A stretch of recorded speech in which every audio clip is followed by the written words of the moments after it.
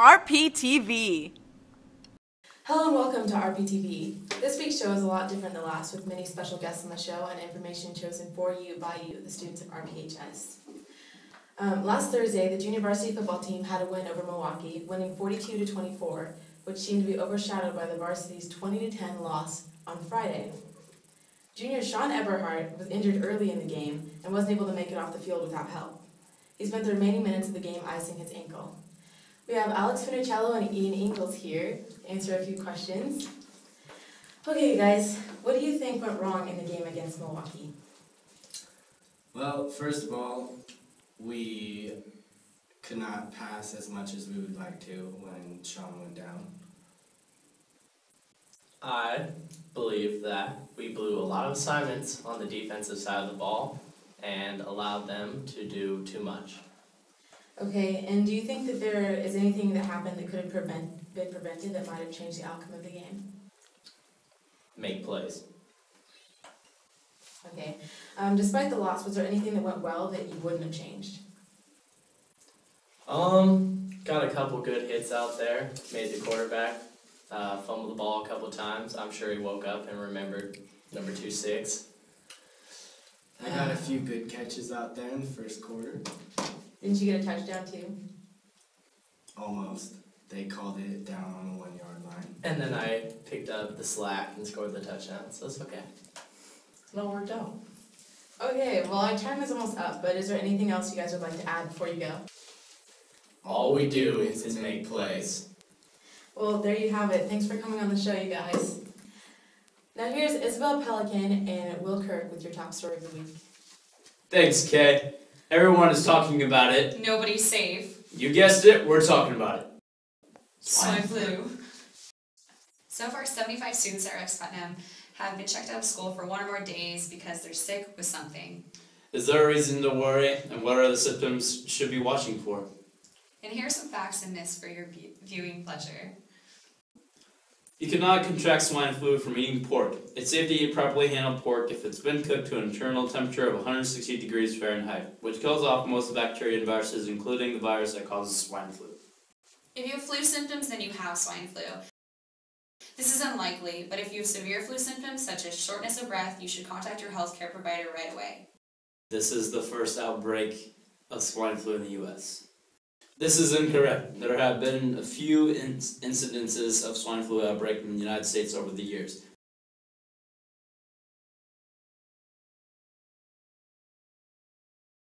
Fever, which is usually high, but unlike seasonal flu, is sometimes absent. Cough, runny nose or stuffy nose, sore throat, body aches, headache, chills, fatigue or tiredness, which can be extreme, diarrhea and vomiting sometimes, but more commonly seen than with seasonal flu. Signs of a more serious swine flu infection might include pneumonia and respiratory failure.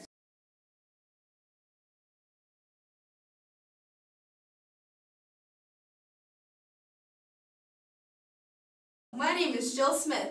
And I'm Jamie Galbraith. And we're here with Matthew Harvey and Evan Reedy to talk about the swine. Now, tell me about your symptoms. Well, Jamie, it started off with, I woke up Sunday morning and I was irregularly tired. I was very exhausted. So I laid down and I just really didn't feel like eating or drinking all day. And so it kind of progressed throughout the week where I wouldn't drink and I wouldn't eat, so I became very dehydrated. So I was very lightheaded as well. As the week went on, my coughing gradually got worse and it made it hard to sleep at night, which didn't help the tiredness, as you can imagine.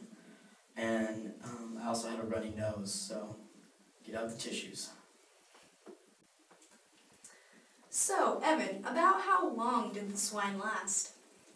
Well, Jill, it started off nice and easy, went to the doctor, got diagnosed, and then it lasted through all of the coughing and the headaches and the fevers, lasted for about 2.5 weeks. Now, tell me, this might be hard, but how did your friends treat you? Well, I went to the doctor's office to get diagnosed because I was very scared that I had the swine. And I wanted to go check in, but apparently I had to wait outside so I didn't contaminate the other patients.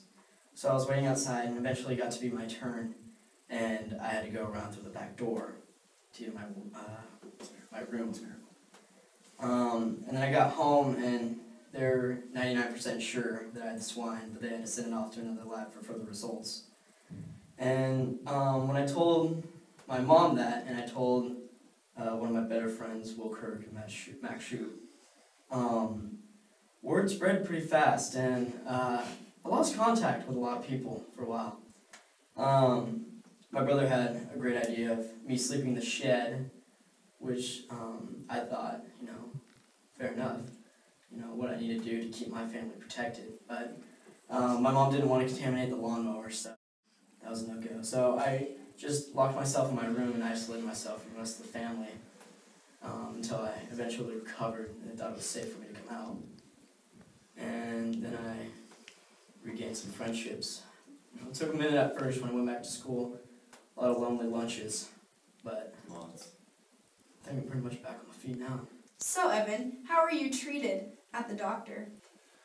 Well, Joe, when I got to the doctor and I got into his office, first he asked me what kind of symptoms I was feeling, if I was drowsy, sleepy, having headaches, runny noses, etc.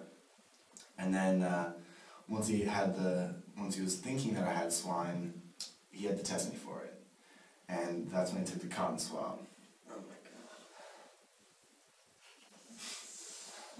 What he did with the cotton swab, he took it and he put it up my nose. So far, I could feel my eyeball shaking. It hurt so bad. He took it out and put it in this container. And then he took it to the nurse and they tested it, and I had to wait a few days to get the final result. Yeah, we're here. Sure.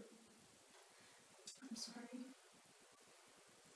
Was swine flu really as bad as everyone says it is? No, Jamie.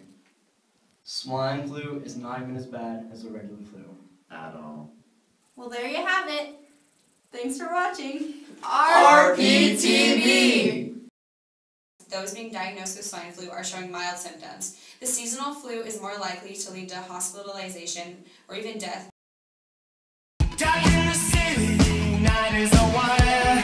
Steam in the subway, up is a fire.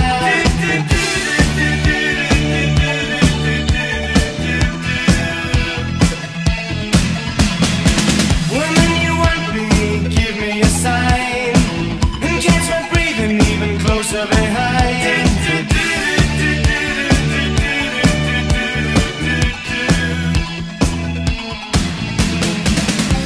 In touch with the ground, I'm on the hunt, I'm after you. Smell like a sound, I'm lost in a crowd, and I'm hungry like the wolf. Thank you for watching RPTV. See you next week.